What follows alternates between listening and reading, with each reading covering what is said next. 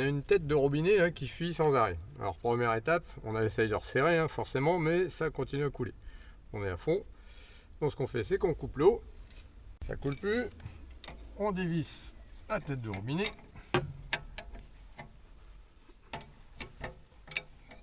Alors c'est le gros écrou qui est là. Hein. Voilà. Et on regarde et qu'est-ce qui se passe? On s'aperçoit en fait que c'est complètement... le joint est à peu près bon. Hein, sauf que la coupelle qui tient le joint, voilà, elle est complètement cassée. Donc ce qu'il faut faire, c'est en racheter une nouvelle. Voilà, donc on rachète une tête de robinet, on mesure le diamètre, ici c'est du 15-21, et on prend la tête de robinet qui correspond. Sauf que si on fait juste ça et qu'on revisse, ça va continuer à fuir. Je vous montre.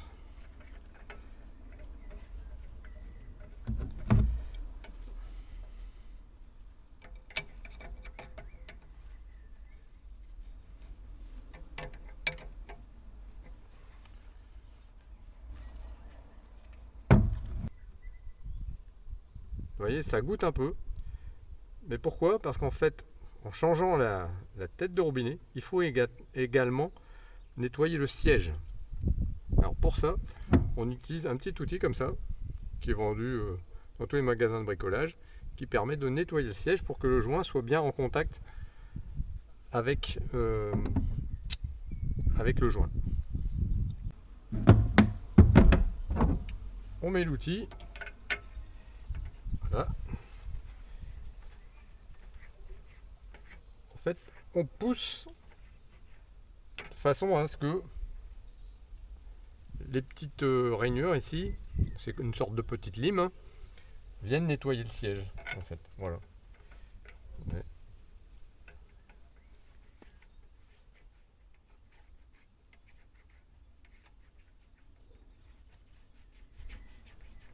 Là, on le sent quand on le fait que c'est bien lisse.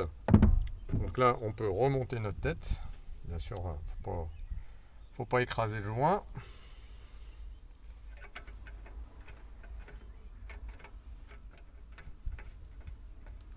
Alors on le serre en ayant bien sûr desserré le joint, desserré la tête.